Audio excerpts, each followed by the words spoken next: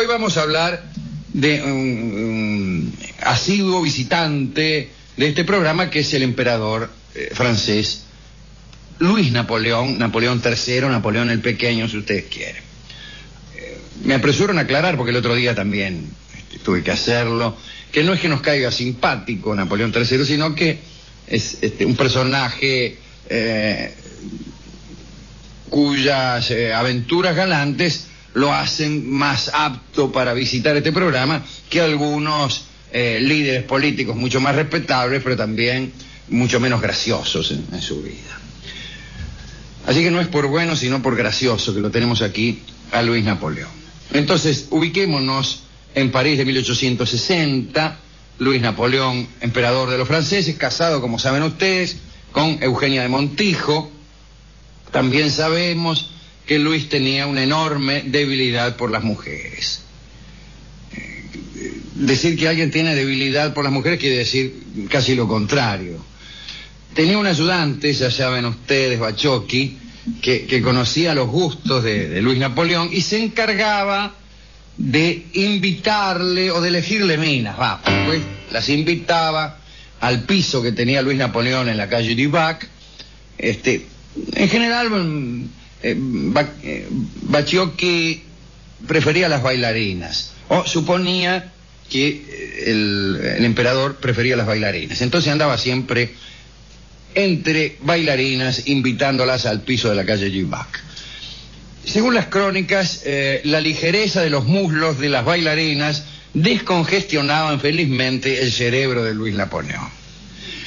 Él mismo decía, Luis Napoleón, que tenía una curiosa opinión acerca de estos asuntos, que los soberanos y los hombres públicos que empachaban sus cabezas con la preocupación de los asuntos de Estado debían recurrir al amor físico para clarificar el espíritu y hacerlo más limpio ante las intrigas de la corte. He oído esta opinión bajo distintas formas en boca de muchísimos miserables. Había, sin embargo, un médico del siglo XVI, Pierre de Vivet, que decía lo siguiente, cito en estilo directo a Pierre de Vivet: el acto amoroso, si se realiza con una mujer ardiente, despierta y graciosa, permite expulsar los humores malos que se forman en el cuerpo y oscurecen el entendimiento. Bien, el caso es que varias veces por semana caían unas minas y ayudaban al emperador a clarificar su espíritu. Muchas veces, en vez de ir al piso de la calle du Bac, se dirigían a un apartamento secreto construido en las Tullerías, y ahí las atendía Luis Napoleón.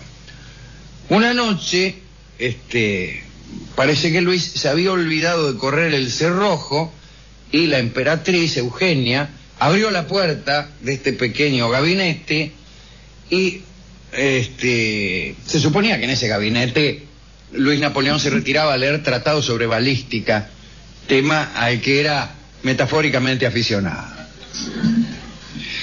Pues, y lo encontró, Luis Napoleón con una. Era la primera vez que sorprendía una infidelidad en forma directa. El caso es que Eugenia cerró la puerta, una preocupación delicada de todos modos, y subió a su habitación llorando. Luis Napoleón, avergonzado, arregló su indumentaria, y corrió tras de su esposa. Imagínense, tuvo lugar una escena terrible, insultos, y Eugenia de Montijo declaró que se marchaba a Escocia. Y Napoleón III quedó aterrado. Aterrado no tanto por la mujer, a la cual amaba de todos modos, sino por la oposición que él conjeturaba iba a sacar provecho de esa situación. El caso es que durante cerca de un mes Eugenia se fue a Escocia, recorrió bajo la lluvia las ciudades escocesas y llegó a la conclusión de que se trataba del país más melancólico que había conocido. Los gobiernos extranjeros estaban maravillados con esa fuga. Parece que nunca en la historia universal una emperatriz había abandonado el domicilio conyugal. Bueno. Tiempo más tarde Eugenia volvió a París, su pena se había calmado, pero de todos modos no demostraba al emperador los gestos cariñosos que tenía en otro tiempo. se había transformado en una mujer arisca y seria, y tan seria que Luis Napoleón estaba soñando incluso con una guerra que lo alejara de las tullerías, ¿no? Y dijo, o escribió en su diario mejor, sería capaz de prender fuego a las 4 esquinas de Europa para escapar a su frialdad. Durante el invierno, para huir de la emperatriz, Napoleón III se iba a patinar a un lago helado que había ahí en el Bois de Boulogne. Parece que era muy bueno patinando, ¿no? Andaba con un pie con los brazos en alto. Eso es muy difícil, como sabe cualquiera. Y todos los asistentes lo aplaudían mitad porque era el emperador, ¿no? Porque yo he levantado el brazo muchas veces patinando y ninguno me aplaudió, probablemente porque no soy emperador de Francia. O tal vez porque me caía irremediablemente. El caso es que ahí en el hielo, por ahí aprovechaba el tiempo para levantarse alguna mina. Y un día de enero de 1863, Eugenia acompañó al emperador a patinar, estaban ahí los dos dando vuelta, y apareció una joven abrigada con un armenio, se lanzó a la pista e hizo algunas pruebas espectaculares. El emperador se detuvo intrigado, preguntó enseguida quién era la mena, y le dijeron, una americana llamada Miss Moulton. Pidió que se la presentaran, y Baciocchi, que también patinaba, fue al encuentro de la muchacha, en fin, los presentó, y Napoleón III le dijo, me atreveré a pedir a tan brillante patinadora que quiera guiar sobre el hielo al humilde patinador que le habla. Era un poco, tenía una prosa que, como bien sabemos, no lo consagró como escritor. Era vulgar. De todos modos, la mena lo tomó de la mano, lo arrastró en una carrera frenética. Por ahí se le cayó el sombrero al emperador y ella hizo una pirueta y recuperó el sombrero. Y qué sé yo, Luis Napoleón se enamoró. Imagínense, ¿cómo no se va a enamorar uno de una mina que lo saluda y luego lo embarca en una frenética carrera sobre el hielo y que al caerse el sombrero lo recoge y que está buenísimo? Siendo estos últimos datos decisivos. Bueno, Eugenia se dio cuenta de aquel flechazo y toda la ciudad al día siguiente estaba enterada del encuentro del emperador. Miss Moulton tenía 20 años, era la mujer de un rico banquero instalado en Francia y además de patinar era una buena cantante. Es raro que las buenas cantantes sean también patinadoras, o al revés, es raro que las patinadoras sean buenas cantantes. Es raro, o a lo mejor sucede que no pueden demostrar sus habilidades al mismo tiempo. Claro, simultáneamente, ¿no? Claro, porque el patinaje es una actividad que acelera la respiración y produce un resuello muy molesto a la hora de cantar. Claro. Yo al menos nunca he visto que ponen música. Claro, o el playback, ¿no? Que hace la pero misma. Nunca que sean las mismas patinadoras las que cantan. No. Porque siempre existe en el patinaje un riesgo de caída mucho mayor que en el canto. Claro. Y aparte que está muy concentrada para patinar. Claro, ¿no? Patinadoras que se cayeran he visto muchas. Cantantes que se cayeran, no tanto. No tanto. No. Y fíjese que cuando uno se cae y se pega un trastazo, el canto se resiente. ¿Qué hace una mina que patina y se cae? Sí. Y está cantando. ¿Sigue? No. ¿Disimula y desde el suelo continúa cantando? Es muy difícil. Sí, y si está la grabación de fondo, peor todavía. Peor todavía. Porque, dice, mira, ¿viste que no cantaba? Bueno, el caso es que esta mina cantaba, aunque lo hacía no de un modo simultáneo, sino sucesivo. Es decir, unas veces cantaba y otras patinaba, como tantos de nosotros. Yo cuando patino, decía. Claro, como dijo el cura. Bueno, unos días después de aquella visita al lago, la chica fue invitada a las Tullerías, que era donde vivía Luis Napoleón. Las Tullerías ahora no existen, digo, pues si alguno va a París y pregunta dónde están las Tullerías, se lo van a decir. Sí. Lo que hay es un jardín. Las Tullerías se incendiaron hace, como 100 años. Entonces no vale la pena. Así que no vale la pena, o conviene no preguntar, porque le van a decir y uno no las va a encontrar. El caso es que en aquel entonces todavía no se habían incendiado y Luis Napoleón invitó, o mejor dicho, Eugenia la invitó, ¿no? Parece que llegó y el emperador parecía preso del vértigo en el impresionante escote que traía la americana, ¿no? Pero Eugenia la vio y se la llevó a un rincón del salón e impidió durante toda la noche que el emperador estuviera cerca.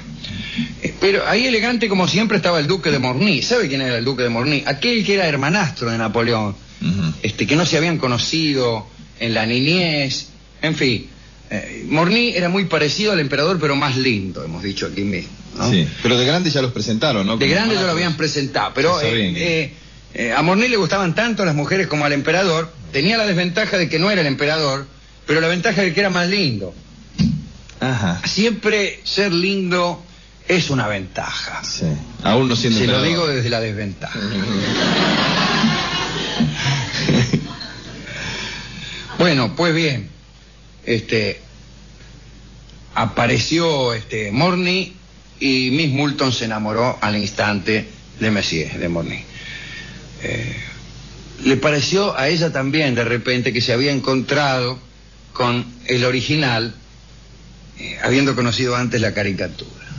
Bueno, qué olfato. Parece que el duque de Morny se inclinó y le dijo: me gustaría escucharos cantar. Eso está bien. Decirle a una cantante siempre hay que hacerle creer que uno lo que desea es oírla cantar. Máxime se intenta seducirla, ¿no? Bueno, ese es el asunto. Con el pretexto de que uno quiere oírla cantar, la seduce. Claro. Hay quienes con el pretexto de que la seducen, la oyen cantar. Bueno, Cantada, dice. a la noche Eugenia le contó la novedad a Luis Napoleón. Le dijo que Miss Moulton se había enamorado de Messier de Morny. Y esa formó parte de la venganza de Eugenia. Se lo contó ahí en la catrera y Luis Napoleón apretó los dientes con fuerza, se le inundaron los ojos de lágrimas y se retiró a una habitación de la que no salió por 2 días. Mirá. Se había enamorado en serio. Sí, sí. Particularmente terminó de completar su enamoramiento cuando se dio cuenta de que ella era para otro. Y a veces sucede. A veces sucede. La venganza de Eugenia todavía no había terminado, sin embargo hubo otra. Se enteró de que en un pueblo vecino había una fiesta patronal y se disfrazó de campesina y fue al bailongo con toda la idea de hacerse apretar por un rústico. Un rústico. Sí, dice, me voy a vengar de mi marido, dice, me voy a hacer apretar por un rústico en esta milonga. Y se disfrazó de campesina. Llamó a una amiga de la corte, dice, ay, veo cómo son las mujeres, siempre buscan una, ¿no? Sí, complicidad. Claro, disfracémonos de campesina y eso. Y fueron ahí a la milonga. Pero Luis Napoleón se enteró. Vio que siempre en la corte dice, mire que la emperatriz, claro, se ha disfrazado de campesina y fue a un bailongo a hacerse apretar por alguno. Entonces dio la alerta Luis Napoleón a 2 ayudantes llamados Duperron y Davilliers y le pidió que siguieran a la emperatriz y a la otra disfrazados ellos también de campesinos. No, de rústico. De rústico. Ajá. Entonces fueron primero disfrazadas de campesina la emperatriz y la amiga y después los esbirros de Luis Napoleón también disfrazados de campesinos. Ya en el baile aparecen en escena 2 albañiles que estaban en el bailongo e invitan a bailar a la emperatriz y a la amiga. Y ellas se negaron, ¿no? no bailamos. Pero los tipos insistieron. Con segunda cuchara no bailamos. Claro, incluso como los albañiles se habían incorporado algunas botellas de vino, uno de ellos parece que tomó a la emperatriz por el talle y le dio un sólido beso en la mejilla. Y Eugenia pegó un grito, mitad de miedo, mitad de satisfacción. Sí. En ese momento los hombres del emperador, que estaban ahí disimulados, Duperron y el otro, intervinieron. Sí, para y empezaron a empujar a los albañiles. ¿Qué se piensan ustedes? ¿Qué sé yo? Pero los albañiles se molestaron, insultaron a los dices, empezó una pelea. Se trenzaron. Se trenzaron todos. Por ahí uno de los campesinos se acercó a Eugenia y le dijo que no temiera, que era Duperron, era de la corte. De repente volaron los sombreros, las pelucas y cayeron también las falsas barbas de los 2 albañiles. No eran albañiles. Ah, no eran albañiles. No, era Messier de Morny y el príncipe Murat. hombres de confianza. Bueno, el primero Monsieur de Morny, el que estaba enamorado de la patinadora. Sí. Y el otro es Príncipe Murat, hombre de confianza de Luis Napoleón, que también habían entrado al bailongo disfrazado de campesino. En aquel baile no había ni un campesino. Eran Todos cortesanos disfrazados. Pero... que querían pasar por campesinos. Y bueno, las dos muchachas aprovecharon el desorden, que fue general, se pelearon Sí. todos, casi se matan, y salieron corriendo, ¿eh?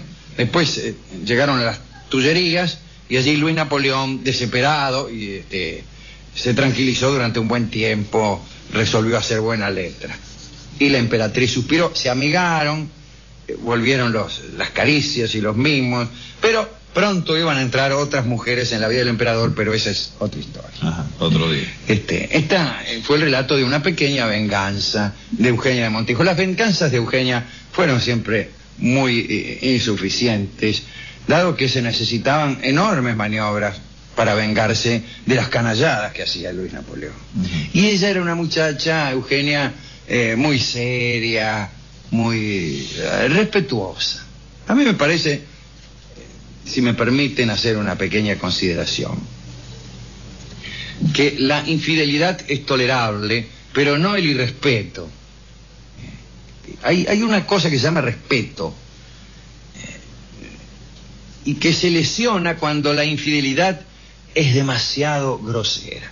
Ejemplo, alguien que está enamorado de otra persona, pues ve, supongamos un señor, un tipo está en pareja con una dama, pero una tarde en una pista de patinaje ve a una señorita, le gustó, fue débil, sucumbió, bueno, cometió una infidelidad, pero nunca en su corazón dejó de pensar en la otra mujer, etc.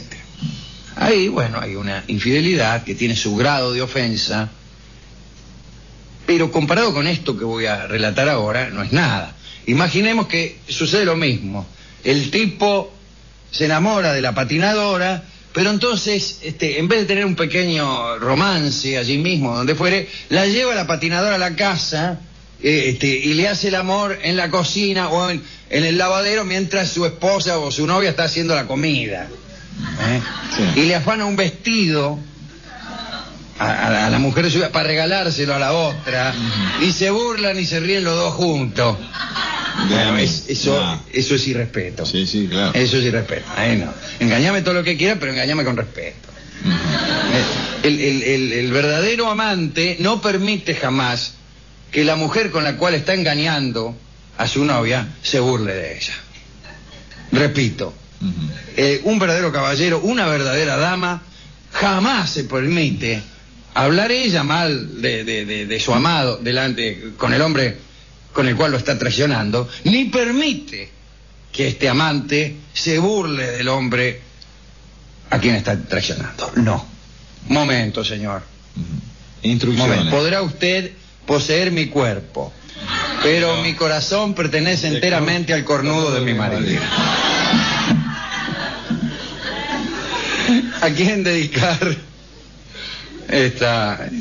este nuevo relato de los tantos que hemos dedicado a Luis Napoleón?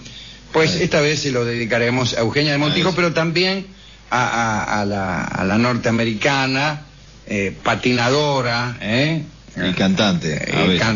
Y cantante que tenía, a Miss Moulton, a la mujer del banquero, ¿no? Y a todas las damas que patinan y cantan en forma sucesiva o simultánea. Sí. Seguramente están oyendo este programa muchísimas patinadoras y muchísimas cantantes. Se me dirá que en este país no hay tantas patinadoras porque, y menos aún patinadoras sobre el hielo, por la casi total ausencia no hay de hielo. No hay hielo. Y donde hay hielo, pues no hay gente. Diré, quizá, amigo, quizá. Bien, ¿con qué podemos ilustrar esta charla? Pues acerca de patinajes no hay demasiados tangos ni demasiadas canciones criollas, justamente por esta ausencia de hielo. Pero esta también es una historia de celos. Los celos de Eugenia. al ver que su marido se enamoraba de Miss Moulton, los celos de él, de él, cuando vio que Miss Moulton se enamoraba del príncipe de Morny. Y se fue a llorar 2 días. Claro, como que se fue a llorar. Los celos también de Napoleón cuando supo que Eugenia y su amiguita se iban a un baile de campesino. Es un juego de celos, ciertamente. ¿Para qué estaban todos esos personajes de la corte, sino para vigilar? ¿Y qué cosa engendran los celos sino una actitud vigilante? Entonces, vamos a escuchar a Imperio Argentina en una canción española acerca de los celos, que contiene algunas reflexiones ingeniosas que están completamente fuera de la charla, pero que pueden seguirse. Canta entonces Imperio Argentina la canción llamada Aquellos celos, dedicada a todas las bailarinas, a todas las patinadoras y a todos los que han sentido celos, como hay que sentirlos, es decir, para aumentar el ardor. Adelante, Imperio Argentina.